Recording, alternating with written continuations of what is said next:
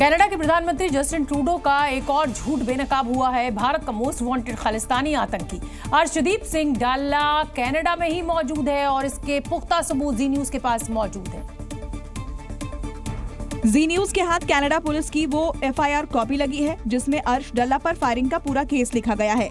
इन दस्तावेजों से ये साफ होता है कि आतंकी अर्शदीप सिंह डल्ला कनाडा में ही है। कनाडा पुलिस की एफआईआर के मुताबिक गोलीबारी 28-29 अक्टूबर को हुई है। अर्शदीप डल्ला के दाहिने हाथ में गोली लगी थी। अर्श डल्ला के साथ गुरजंत सिंह नाम का शख्स भी कार में बैठा था। आतंकी अर्श डल्ला ने कनाडा पुलिस को बताया कि जब वो कार से जा रहा था तभी बगल में एक कार आई और उसमें से ताबड़तोड़ गोलियां चलाई गयी। गोलीबारी के बाद अर्श डल्ला और उसका सहयोगी अस्पताल पहुंचे। कनाडा पुलिस की जांच में अर्श डल्ला के कार पर गोलियों के निशान मिले। कार की अगली खिड़की पर भी गोलियों के निशान थे। कार के अंदर 2 खाली कारतूस बरामद हुआ जो अर्श डल्ला की तरफ से फायर किया गया था। गोलीबारी के बाद अर्श डल्ला को गिरफ्तार किया गया। अर्श डल्ला को कनाडा पुलिस ने 3 दिन की रिमांड पर लिया। अर्श डल्ला के ठिकानों पर कनाडा पुलिस ने हथियार बरामद किए। हथियारों का लाइसेंस आतंकी अर्श डल्ला के पास नहीं था। इस खुलासे के बाद कनाडा के प्रधानमंत्री जस्टिन ट्रूडो की पोल खुल गई है। भारत के मोस्ट वांटेड खालिस्तानी आतंकियों को कनाडा ने पनाह दे रखी है और ये आतंकी कनाडा में खुलेआम घूमते हैं। इस बात पर अब खुद कनाडा पुलिस की एफआईआर ने मुहर लगा दी है। भारत से फरार भगोड़ा खालिस्तानी आतंकी पन्नू का नफरती एजेंडा अयोध्या तक पहुंच गया है। खालिस्तानी आतंकी गुरपतवंत सिंह पन्नू जब कनाडा में मंदिरों पर हमले करवा रहा था, हिंदुओं के खिलाफ साजिश रच रहा था, तो उसका मुंहतोड़ जवाब वहां के हिंदुओं ने दिया। लेकिन अब उसकी बौखलाहट अयोध्या तक पहुंच गई। पन्नू ने एक वीडियो जारी कर श्री राम मंदिर पर हमले की धमकी दी है और कहा कि 16-17 नवंबर को राम मंदिर में हिंसा होगी। इस वीडियो में उसने हिंदुत्व विचारधारा की नींव अयोध्या को हिलाने की भी बात की। जानकारी के मुताबिक वीडियो कनाडा के ब्रैम्पटन में शूट किया गया। खालिस्तानी आतंकी पन्नू ने धमकी उस दौरान दी है जब 18 नवंबर को अयोध्या में भव्य राम विवाह उत्सव होना है, जहां सीएम योगी आदित्यनाथ के शामिल होने की भी उम्मीद है। इसके लिए अयोध्या में भव्य तैयारियां चल रही हैं। धमकी के बाद अयोध्या में सुरक्षा कड़ी कर दी गई है। चप्पे चप्पे पर सुरक्षा बल के जवान तैनात हैं। योजना के तहत वहाँ डिप्लॉयमेंट होता है। हमारे जो श्राइन है और उसका येलो जोन है, पूरे अयोध्या सिटी में हमने सुरक्षा व्यवस्था बढ़ाई है और जब भी इस तरह के कोई भी थ्रेट्स आती हैं हम उसका स्वतः संज्ञान लेते हैं। ये पहला मौका नहीं है जब पन्नू ने ऐसी धमकी दी है। पिछले महीने उसने एयर इंडिया की फ्लाइट को भी बम से उड़ाने की धमकी दी थी। खालिस्तानी कनाडा में मंदिरों को टारगेट कर रहे हैं और अब हिंदुओं के बड़े मंदिर को निशाना बनाने की धमकी दी जा रही है। आतंकी पन्नू ये सब खुलेआम कर रहा है और ट्रूडो सरकार हाथ पर हाथ धरे बैठी है। केंद्र सरकार की योजना का फायदा उठाने के लिए अहमदाबाद के खयाती हॉस्पिटल ने 19 लोगों की जबरन एंजियोप्लास्टी कर दी, जिसमें 2 लोगों की मौत हो गई और 5 लोग आईसीयू में जिंदगी और मौत की जंग लड़ रहे हैं। ख्याति हॉस्पिटल के सनसनीखेज कारनामे के बाद परिजनों का गुस्सा फूट पड़ा और हॉस्पिटल में जमकर तोड़फोड़ शुरू हो गई। मृतकों के परिजनों ने हॉस्पिटल के फर्नीचर और इक्विपमेंट को तोड़ दिया और जमकर बवाल काटा। जानकारी के मुताबिक ख्याति हॉस्पिटल ने 10 नवंबर को मेहसाणा में एक स्वास्थ्य शिविर लगाया था। गांव से 19 मरीजों को फ्री इलाज का वादा करके अहमदाबाद लाया गया। सभी 19 मरीजों की एंजियोग्राफी की गई। इनमें से 7 मरीजों की जबरन एंजियोप्लास्टी कर दी गई, लेकिन 2 मरीजों की हालत बिगड़ी और हॉस्पिटल में ही मौत हो गई, जबकि गांव के 5 मरीज आईसीयू में भर्ती हैं। जैसे ही हॉस्पिटल के इस कारनामे का खुलासा हुआ, अफरा तफरी मच गई। जानकारी के मुताबिक प्रधानमंत्री जन आरोग्य योजना का लाभ लेने के लिए ख्याति हॉस्पिटल ने जबरन एंजियोप्लास्टी की है। आरोप ये भी है कि सभी 19 लोगों की एंजियोग्राफी अस्पताल के ही डॉक्टर प्रशांत वजीरानी ने की है। ख्याति हॉस्पिटल पर आरोप ये भी है कि जिन लोगों को किसी भी प्रकार की कोई परेशानी नहीं थी, उनकी भी एंजियोग्राफी कर दी गई। इस सनसनीखेज खुलासे के बाद बड़ी संख्या में मरीजों के परिजन हॉस्पिटल पहुंच गए और जमकर तोड़फोड़ शुरू हो गई।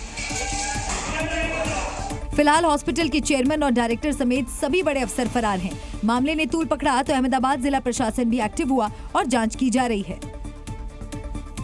एंजियोग्राफी और एंजियोप्लास्टी दोनों ही दिल की बीमारी का पता लगाने के लिए किया जाता है और उसका इलाज करने से जुड़े ये वो शब्द हैं और इसीलिए इनको समझना भी जरूरी है कि इन दोनों में आखिर अंतर क्या होता है।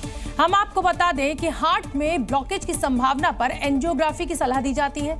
ब्लॉकेज पता लगाने के लिए जो टेस्ट किया जाता है उसे एंजियोग्राफी कहते हैं, लेकिन एंजियोप्लास्टी वो प्रक्रिया है जिसमें दिल में मौजूद ब्लॉकेज को हटाया जाता है या फिर ठीक किया जाता है।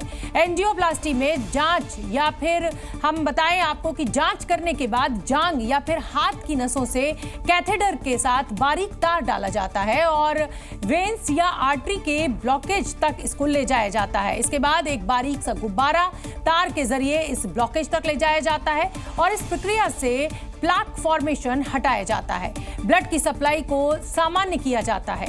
इसके बाद दोबारा कैथेटर डालकर ब्लॉकेज वाली जगह स्टंट लगाया जाता है और इसे ही एंजियोप्लास्टी कहा जाता है। करीब एक हफ्ते बाद महाराष्ट्र में विधानसभा चुनाव के लिए वोट डाले जाने हैं। उससे पहले सियासी घमासान अब तेज है। इसी बीच मुंबई में शिवसेना के उद्धव गुट और शिंदे गुट के कार्यकर्ता आमने सामने आ गए और बीती रात मुंबई के जोगेश्वरी विक्रोली लिंक रोड पर जमकर हंगामा हुआ। शिवसेना, शिंदे गुट और उद्धव गुट के कार्यकर्ताओं की आपस में झड़प हो गई। धक्का मुक्की और हाथापाई हुई। दोनों गुटों के कार्यकर्ताओं के हाथ में लाठियां थीं, जिससे वे एक दूसरे पर हमला करने के लिए उतारू दिखे और लाठियां फेंककर एक दूसरे पर हमला करने लगे, जिससे वहां अफरा तफरी मच गई। वहीं दोनों गुट ने एक दूसरे पर आरोप लगाया है। उद्धव गुट का आरोप है कि आचार संहिता लागू होने के बावजूद शिंदे गुट की तरफ से जनता में पैसे बांटे जा रहे थे। वहीं शिंदे गुट का आरोप है कि उद्धव गुट के कार्यकर्ता महिलाओं के साथ बदसलूकी कर रहे थे। बस इसी बात को लेकर दोनों गुट के कार्यकर्ता आपस में भिड़ गए और चुनावी माहौल के बीच मामला गर्मा गया। इस बीच पुलिस दोनों तरफ के कार्यकर्ताओं को समझाने में जुटी रही, लेकिन बात नहीं बनी। मामला बढ़ता देख पुलिस ने दोनों गुट के कार्यकर्ताओं को अलग किया और मामला शांत कराया। उत्तर प्रदेश में बटेंगे तो कटेंगे वाला योगी का बयान वोट में कितना तब्दील होगा ये तो बाद में ही पता चलेगा, लेकिन पोस्टर वॉर छोटे नेताओं के लिए चेहरा चमकाने का जरिया जरूर बन गया है। या यूं कहें कि चुड़बैया नेताओं ने ही योगी के बयान को पोस्टर वॉर में बदल दिया। 1-2 टके का शेर, 500 रुपए का पोस्टर और पूरे शहर में चर्चा। भला सियासत में चेहरा चमकाने का इससे सस्ता तरीका क्या हो सकता है? यूपी की राजधानी लखनऊ आजकल ऐसे पोस्टर से भरी पड़ी है जिन्हें माना तो पोस्टर वार का हिस्सा जा रहा है, लेकिन असल में ये छोटे नेताओं के चेहरा चमकाने का जरिया बन चुके हैं। जरा इन पोस्टर्स को देखिए। अभिषेक वाजपेयी, अजीत कुमार मौर्य, देवेंद्र कुमार, मोहम्मद कमाल, मनीष ओझा, ऐसे तमाम नाम वाले चेहरे मिल जाएंगे जिनकी पॉलिटिक्स को योगी का एक बयान तगड़ा बूस्ट दे गया। पोस्टर के जरिए चेहरा चमकाने का पॉलिटिकल पैतरा यूपी में बहुत पुराना है। आम भाषा में कहें तो भौकाल पॉलिटिक्स, जिसके जितने पोस्टर उसकी उतनी शोहरत। और शोहरत के लिए छोटे छोटे शहरों में ऐसे बड़े बड़े पोस्टर आम बात हैं, लेकिन बटेंगे तो कटेंगे के काउंटर में नेताओं के पोस्टर हिट हो गए और जितनी शोहरत 10 साल काम करके नहीं मिली, एक पोस्टर बोर्ड ने नेताजी का उतना बड़ा भौकाल तैयार कर दिया। उत्तर प्रदेश के बाद अब पंजाब में भी छात्रों का प्रदर्शन शुरू हो गया है। सीनेट चुनाव की मांग को लेकर पंजाब यूनिवर्सिटी में छात्र प्रदर्शन कर रहे थे और इस दौरान पुलिस से उनकी झड़प हो गई।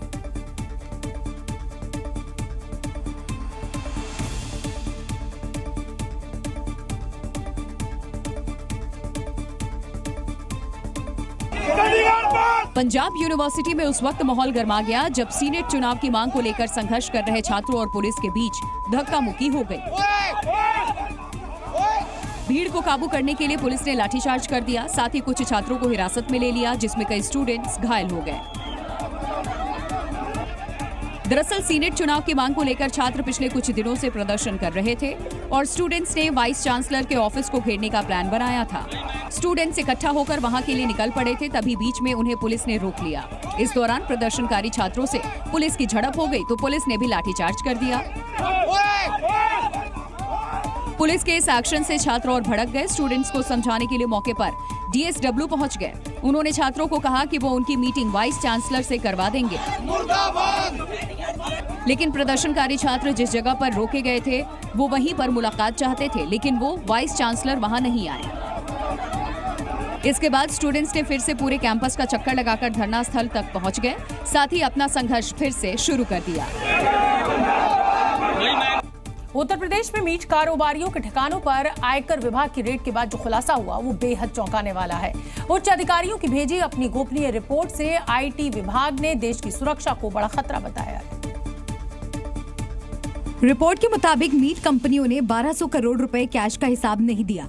इतना ही नहीं, ये कंपनियां कश्मीर की निजी सुरक्षा एजेंसियों की सेवाएं ले रही हैं, जिनकी भूमिका संदिग्ध है, जो देश की सुरक्षा के लिए खतरे का सबब बन सकता है। ऐसे में आयकर विभाग ने इस मामले में उच्च स्तरीय जांच की सिफारिश भी की। आयकर विभाग ने दिसंबर 2022 में बरेली के मारिया ग्रुप, रहबर ग्रुप, अल सुमामा ग्रुप, लखनऊ और उन्नाव के रुस्तम ग्रुप और आगरा के HMA ग्रुप के ठिकानों पर छापा मारा था। जांच में सामने आया कि संभल के प्रवीण रस्तोगी ने मीट कंपनियों को मनी लॉन्ड्रिंग के जरिए 524 करोड़ रुपए कैश दिए थे। रहबर ग्रुप की 68 करोड़ की काली कमाई का खुलासा भी हुआ। साथ ही रुस्तम ग्रुप का 535 करोड़ रुपए और मारिया ग्रुप की 102 करोड़ रुपए की बोगस बिक्री का पता चला। यही नहीं, इनकम टैक्स विभाग ने ये भी आशंका जताई है कि जो 1200 करोड़ रुपए है वो देश की संदिग्ध गतिविधियों में भी खपाए गए हैं। इसी के साथ इनकम टैक्स विभाग ने उच्च स्तरीय जांच की सिफारिश भी की है। देश के संवेदनशील इलाके के युवाओं को सुरक्षा का काम देने और बड़ी तादाद में कैश ट्रांजैक्शन कराना किसी बड़ी साजिश की ओर इशारा कर रहा है। जम्मू कश्मीर से जुड़ी निजी सुरक्षा एजेंसियों के कई अन्य मीट कारोबारियों को भी सुरक्षा दिए जाने के सबूत मिले थे। Zee News।